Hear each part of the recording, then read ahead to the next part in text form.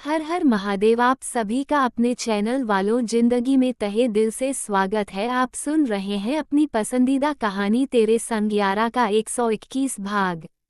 प्राची के एम्बेसी से भागते ही एम्बेसी में पूरी हलचल मच गई थी, लेकिन वह निकल चुकी थी।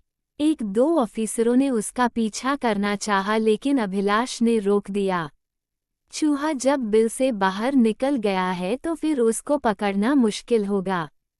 छोड़ दो उसको, पहले पता तो चले कि वह लड़की कौन थी और वह सीधे सीधे एम्बेसी क्यों आई थी। अभिलाष सीधे उसे अधिकारी के केबिन में पहुंचा, जिसके पास प्राची आई थी। ये लड़की कौन थी और क्यों आई थी? सर, यह अपना पासपोर्ट बनवाने के लिए यहाँ आई थी। इसने मुझसे कहा कि इसका पासपोर्ट खो गया है और इसे एक नया पासपोर्ट चाहिए। वह इंडिया की सिटीजन है, ऑफिसर ने बताया। अभिलाष ने बुरा सा मुंह बनाया।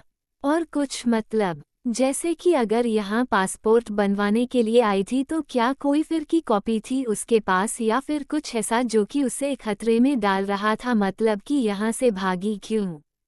सर, उसके डिटेल पर रेड मार्क्स शो हो रहा था, उसका नाम वगैरह सब सही था।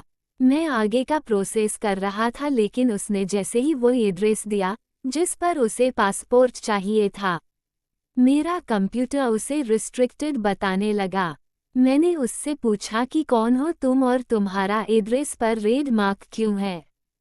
तो घबराते हुए बोली कि मुझे कुछ नहीं पता और यहाँ से भागने लगी, इसीलिए मैंने उसके पीछे अपने आदमी लगाए थे, पर वह धक्का देकर बाहर निकल गई।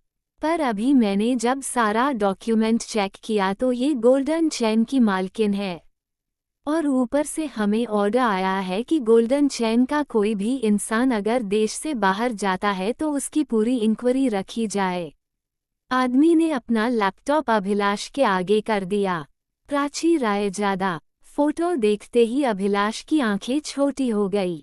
यानी कि मेरा शक बिल्कुल गलत नहीं था, ये तुम ही हो। पर गोल्डन चेन की मालकिन, और उसमें भी माफिया से कनेक्शन। अभिलाष उलझ रहा था। ये लड़की तुम्हें मिली कहाँ थी? डायरेक्ट तुम्हारे ऑफिस में आई थी? अभिलाष ने पूछा। प्राची का घबराकर भागने वाली बात उसे हजम नहीं हो रही थी। अगर वो गोल्डन चेन की मालकिन थी, उसका माफिया से कनेक्शन है, तो फिर वह अपना पासपोर्ट बनवाने के लिए क्यों आई थी? अगर उसे देश से बाहर जाना था तो जैसा कि माफिया के लोग करते हैं, किसी जाली पासपोर्ट से भी वह यहाँ से जा सकती थी। ये सारी फॉर्मेलिटी करने की उसको क्या जरूरत थी? इतना तो कॉमन सेंस उसके पास जरूर होगा कि बिना पुराने पासपोर्ट के एफआईआर की कॉपी दिखाए हुए नया पासपोर्ट जारी नहीं हो सकता। या फिर तुमने उससे ऐसा कुछ कहा कि तुम बिन एफआईआर की कॉपी देखे हुए उसका पासपोर्ट बनवा दोगे? अभिलाष ने उस अधिकारी की तरफ देखते हुए पूछा। अभिलाष की बात सुनकर वहां पर मौजूद सारे अधिकारी एक दूसरे की तरफ देखने लगे। नो सर, मैंने उससे ऐसा कुछ नहीं कहा था, लेकिन आप सही कह रहे हैं सर, कुछ तो जरूर है जो हम लोगों से छूट रहा है। पासपोर्ट बनाने वाला अधिकारी बोला। अभिलाष ने गौर से उसकी तरफ देखा। ये लड़की काफी देर से एम्बेसी में आई हुई थी और लगभग 3-4 काउंटर पर इसने पता किया कि पासपोर्ट कहाँ बनता है, जैसे कि इसे इस बारे में कुछ भी जानकारी नहीं हो। ये मैनन ऑफिस में भी गई थी, पर इसके पास एफआईआर ही नहीं, इसका कोई भी ओरिजिनल डॉक्यूमेंट नहीं था, और यह बहुत रिक्वेस्ट कर रही थी कि इसके सारे डॉक्यूमेंट खो गए हैं, इसे वापस जाना है। इसका एक छोटा बच्चा भी है जिससे वह साथ में लेकर जाना चाहती है। टूटी फूटी इंग्लिश और उसी के साथ ही टूटी फूटी इटालियन ये बोल रही थी। मैंने इसे एक लाइन हिंदी में बात की तो इसमें तुरंत उसका जवाब दे दिया, और उसके बाद उसने मेरे से हाथ जोड़कर रिक्वेस्ट की मैं इसकी मदद करूं। अधिकारी ने बताया। और तुम उसकी मदद करने के लिए तैयार हो गए? अभिलाष ने बात को समझते हुए पूछा। यस सर, यही तो हमारी ड्यूटी है, इस देश में फंसे हुए अपने नागरिकों की रक्षा करना। जिस तरह से यह बोलने के साथ रो रही थी, उस हिसाब से मुझे लगा कि यह सच में ज़रूरतमंद है। मुझे ऐसा बिल्कुल भी नहीं लगा कि ये माफिया रिलेटेड है। बोलने के साथ ऑफिसर ने अपना सर झुका लिया था। हो सकता है कि सच में ज़रूरतमंद हो या फिर हमें बेवकूफ़ बना रही हो। प्राची का यहाँ से भागना उसे शक के घेरे में डाल रहा था, पर अभिलाष वह भी सोच रहा था जो कि यह लोग नहीं सोच पा रहे थे, और जब उसने इस बात को कहा तो सब उससे सहमत भी थे। पर अभिलाष एक जगह जाकर उलझ रहा था। उसने प्राची की आंखों में एक जाना पहचाना एहसास देखा था, यानी कि केवल उसने प्राची को नहीं पहचाना था बल्कि प्राची ने भी उसे पहचान लिया था। पर अगर सच में उसका पासपोर्ट खो गया था या फिर वो किसी मुसीबत में थी तो फिर प्राची का पति कहाँ है? वह साथ में क्यों नहीं था? और जब उसने अभिलाष को पहचान दिया था तो फिर अभिलाष से मदद क्यों नहीं ली? जब वो गलत नहीं थी तो मुझे इस तरह से धक्का देखकर क्यों भागी? गलत तो वह उस दिन भी नहीं थी जब वो मुझे छोड़कर आगे बढ़ी थी, पर उस वक्त वो मजबूर थी। मैं मजबूर था, इसलिए मैंने प्राची को रोका भी नहीं। पर क्या आज फिर से प्राची मजबूर है? पर क्यों? अभिलाष ने अपने मन में सवाल किया। उसने एम्बेसी से प्राची की डिटेल निकाली। वो अभी भी इंडियन सिटीजन थी, जबकि 5 साल से यही रह रही थी। और इसमें भी सबसे बड़ी हैरानी की बात ये थी कि हर साल उसका वीजा बिना किसी रुकावट के रिन्यू होते जा रहा था। अब मात्र 10 दिन बचे थे जब उसका वीजा फिर एक बार खत्म होने वाला था। अभिलाष ने जब प्राची के सारे डिटेल अपने टैबलेट में ट्रांसफ़र करवाया तो उसकी नज़र कॉन्टैक्ट नंबर पर गई।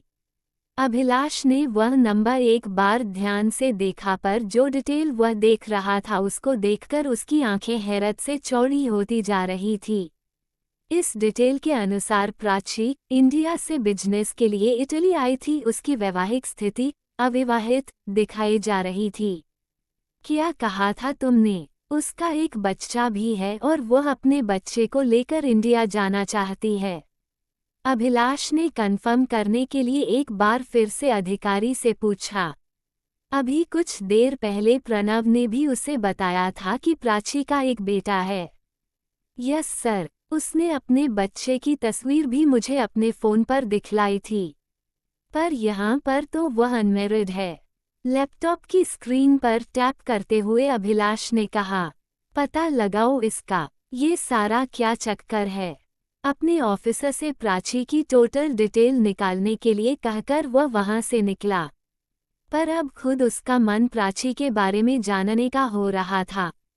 ये वह प्राची नहीं थी जो उसके साथ स्कूल से लेकर +2 तक साथ में थी।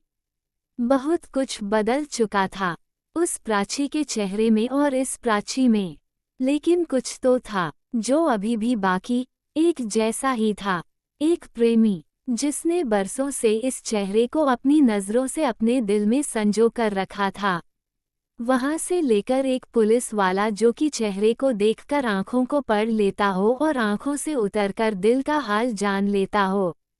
इसमें आया हुआ उलटफेर और वह असामान्य कुछ भी उसके आंखों से छुपा हुआ नहीं था। उसने अपना पर्सनल फ़ोन निकाला ताकि प्रणव को मैसेज कर सके कि शिखा का नंबर उसे भेज दे। प्रणव ने कुछ देर पहले ही बताया था कि शिखा उसके कांटेक्ट में है, लेकिन अभिलाष को इसकी ज़रूरत नहीं पड़ी थी। प्रणव ने एक थैंक यू के इमोजी के साथ शिखा का नंबर उससे सेंड कर दिया था।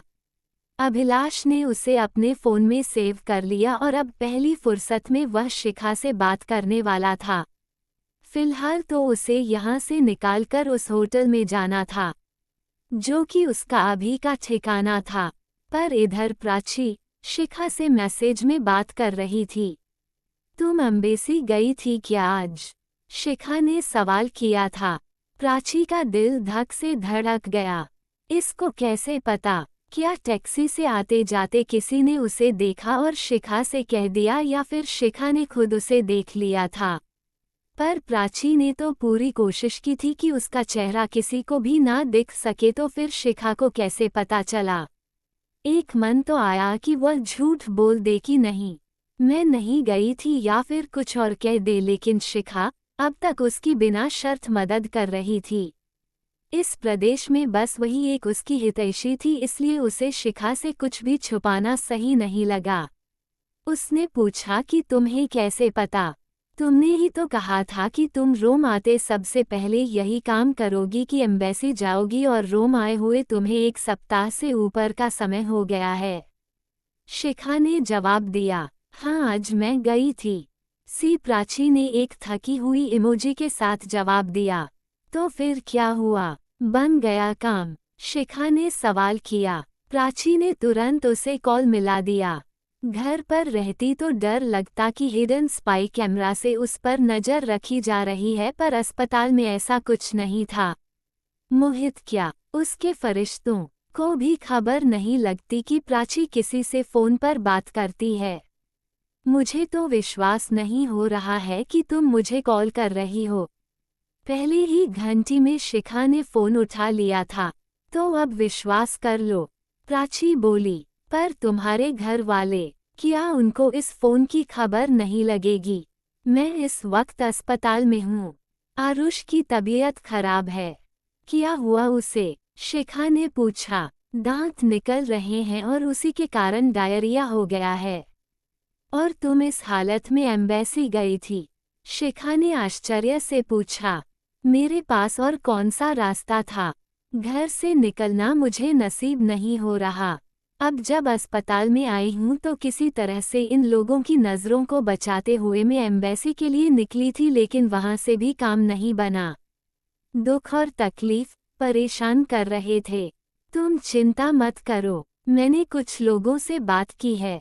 एक मेरी जान पहचान का आदमी है जो कि इलीगल तरीके से पासपोर्ट बनाता है, या फिर ऐसा कुछ व्यवस्था करवाता है जिससे कि आदमी इलीगल तरीके से देश से बाहर जा सकता है।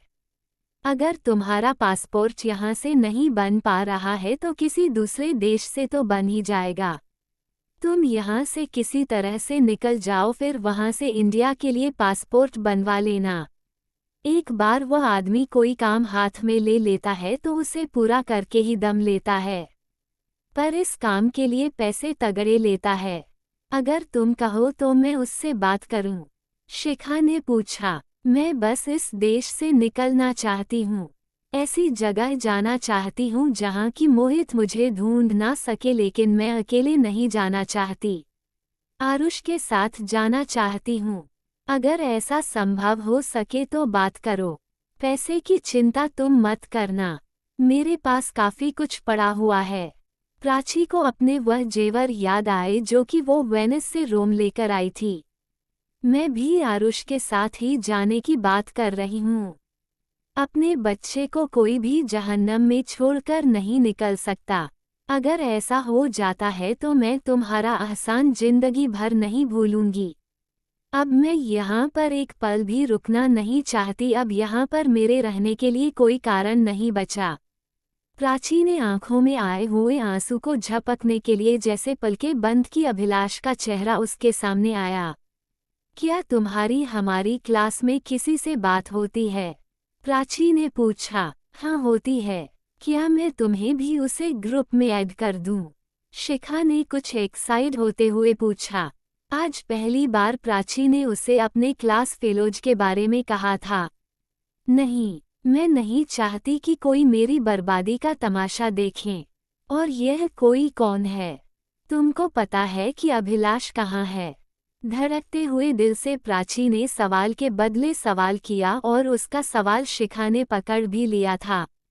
काश वक्त वहीं पर ठहर जाता जब तूने अभिलाष का प्रपोज रिजेक्ट किया था, या फिर मेरे हाथ में कुछ ऐसा होता जो मैं तुझे फिर से वही प्राची बना सकती। शिखा बोली। वह प्राची तो इंडिया से इटली आने के 6 महीने के बाद ही मर चुके हैं। अब तो किसी से कुछ सफाई देने का मन भी नहीं होता। मैंने किसी का प्रपोजल रिजेक्ट नहीं किया था, बस मेरे साथ तकदीर ने मजाक किया था। मुझे परीक्षा में डालने के लिए उसने पहले ही तय कर लिया था, फिर अपने साथ दूसरे को क्यों इसका हिस्सेदार बनाना? प्राची बोली। शिखा के पास इस बात का कोई जवाब नहीं था। सुनो, अगर किसी ने मेरे बारे में तुमसे कुछ पूछा तो प्लीज उसे कुछ बताना मत। प्राची ने जैसे रिक्वेस्ट करते हुए कहा। पर क्यों? शिखा को हैरानी हुई थी। मैं नहीं चाहती कि मेरी निजी जिंदगी के बारे में इंडिया में कोई कुछ जाने। जिंदगी में कुछ चीज बहुत निजी होती है, इस तरह से मेरी निजी जिंदगी है। पहले ही यहाँ पर मोहित नहीं से मजाक बना कर रख दिया है। अब और किसी की आंखों में अपने लिए अजनबियत बर्दाश्त नहीं कर पाऊंगी। अच्छा होगा कि वो लोग मुझे एक बेहतरीन दोस्त की तरह ही याद रखें। उद्धरण चिन्ह। जिंदा रहने की अब ये तरकीब निकाली है। जिंदा होने की खबर सबसे छुपा ली है। ये दुनिया है साहब, यहाँ कोई किसी का सगा नहीं होता। धोखा भी वही लोग देते हैं जिनके हाथों में तुम्हारा गला होता। ए मेरे दोस्त, मुझे सब्र और हौसले की दुआ दे जरा, क्योंकि जिंदगी तो थी बस तेरे संग यारा। यह एपिसोड आपको कैसा लगा कमेंट करके ज़रूर बताएं। वीडियो को लाइक और चैनल को सब्सक्राइब करना मत भूलिएगा।